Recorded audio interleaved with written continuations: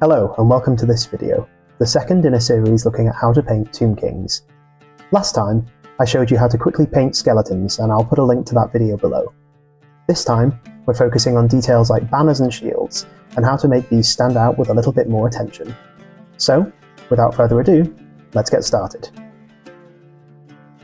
I'm going to look first at how to achieve a really great weathered copper effect, perfect for weapons but also, most prominently, musicians' horns. You can see I've already painted the bone using the method I outlined in my previous video. I begin by base coating all of the metal with Hashut copper, being very careful not to get this on either the bone or over anything like the fabrics, as we'll be painting these directly over the Wraithbone base coat. You can of course touch back up over any spills, but it pays and saves time to be as neat as you can now. You can see that even over a pale base coat, the Hashut copper might take several coats, but just thin your paint down, take your time, and cover it in as many coats as needed to achieve a smooth, strong finish, letting each coat dry fully before applying the next. With that applied, I've got a really strong base coat ready to be shaded. From here, I'm going to apply Coelia greenshade over the entire copper area. I'm applying this straight from the bottle, undiluted. Work over the entire model, applying a nice, even coat. You want this to settle more heavily in the recesses, but also stain the whole surface.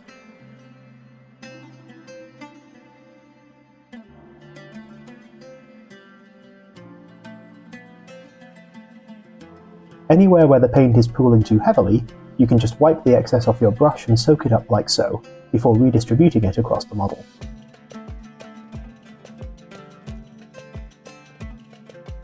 With that dried, we've got a really great weathered feel, perfect for ancient copper. To enhance this further, we're going to take some Nilakh oxide and apply it into the deepest recesses, around nuts and bolts, anywhere there are joins in the metal. This will really enhance the corroded effect, and give a varied patina, like the metal has bronze disease. You can do as much or as little of this as you want, to get exactly the level of effect you want. Just work your way carefully around the model, applying this with a fine brush into the deepest recesses. And there we are, ancient corroded copper. We can now start to highlight up with Liberator gold, applying this as an edge highlight to all the edges and raised areas, simulating where the corrosion might have worn away to suggest at the once bright copper beneath.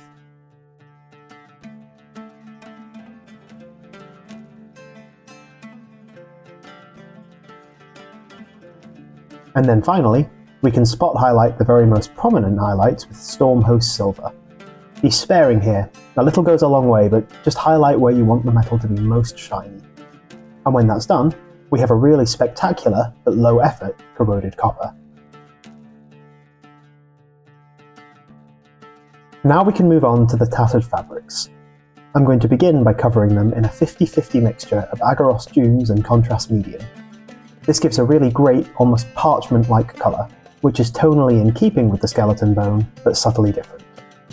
It's a little too strong straight from the bottle, however, which is why I like to dilute it.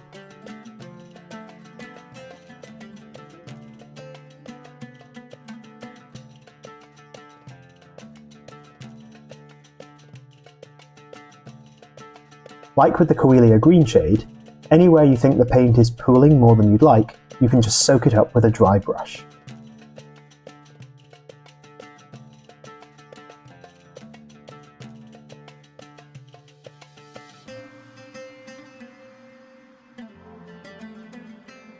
And there we are, you can see what a great effect that gives.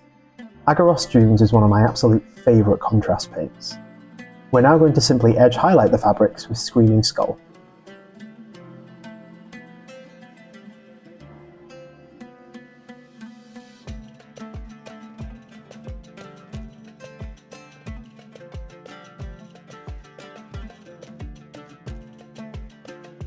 You can see I also used the Screaming Skull to paint some scratches across the fabrics to make them feel more rough and worn.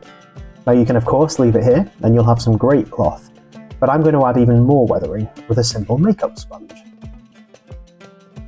Just rip off a small piece of sponge so it has some rough edges, dip it into some Rhinox hide and dab off the excess, before carefully dabbing it onto the fabrics, and this will simulate mud and dirt. Be really careful here, less is absolutely more. Just build up gradually until you have a look you're happy with.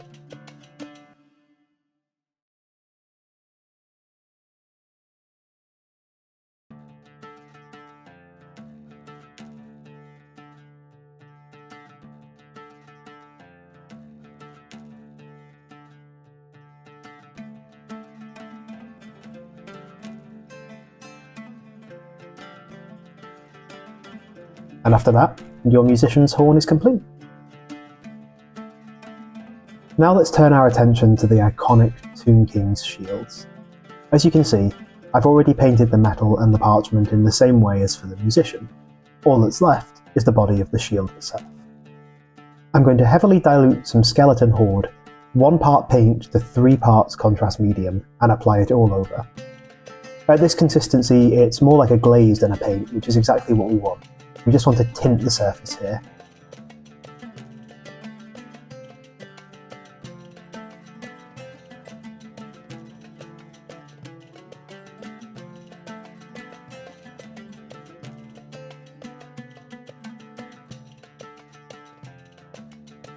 So whilst the paint is still wet, dry your brush and wipe off the majority from the flatter areas, leaving slightly more in the recesses and any dents and breaks in the shield.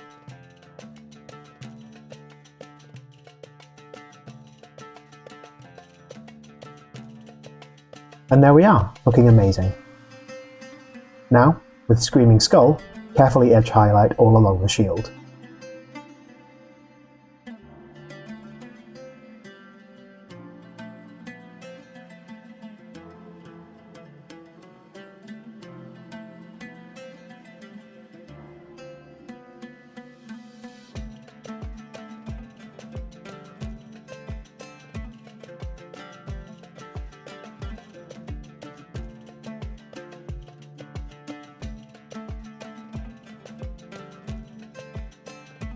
Now, again, you can just leave it there, but I feel the shield needs a pop of colour. I use turquoise as a spot colour across my Tomb Kings, contrasting with the bleached bone and tying nicely into the blue-green tones of the metal. So, with a fine brush, some Sotek green and a very steady hand, we're just going to paint some stripes of decoration across the shield body. And yeah, I really wish I hadn't painted the parchment yet, as this is going to make things a lot harder.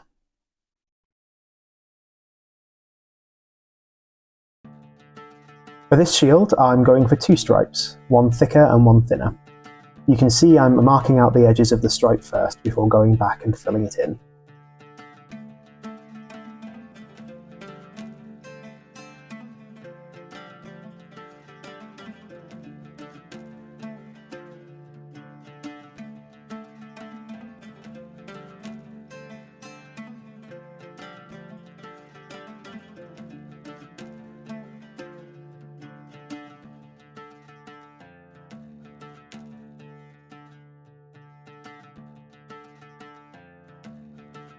Next, we can just take some Temple Guard blue and highlight within the stripe we just painted, leaving a little Sotek green at the edges.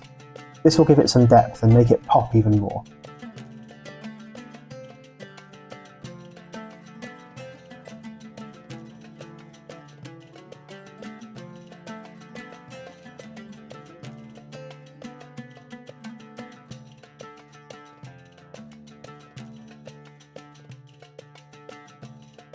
There we are, you can see what a difference that colour makes. You can of course leave it here, but I want to add some age and battle damage to the stripes. So with some Wraithbone, I'm just going to paint some nicks at the edges to suggest where the paint has chipped away, even some scratches where weapons might have struck across the shield.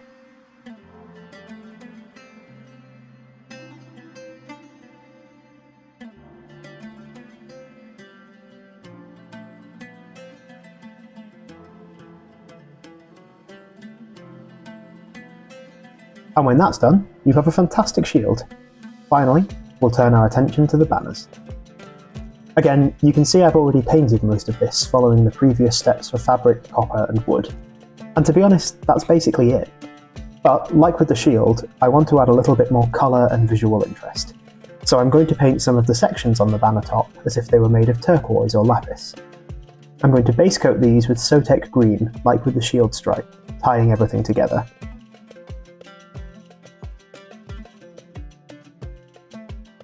You can see here I'm choosing to pick out alternating segments. With that dry, I'm going to take a 50-50 mix of Sotek green and Temple Guard blue and glaze this towards the top 3/4 of each segment.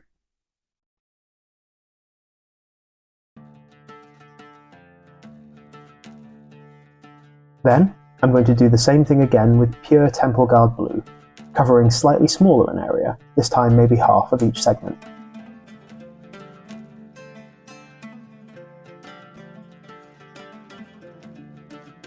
Then, an even smaller area with a 50-50 mix of Temple Guard blue and blue horror. I'm going to carefully edge highlight all around the gem segments, trying to be as fine as possible.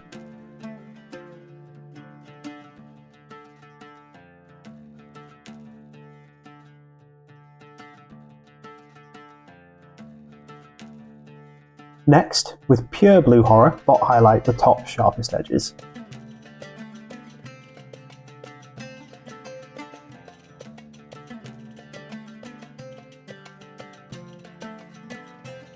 And finally, with white scar, I'm going to do a tiny dot highlight right at the very top.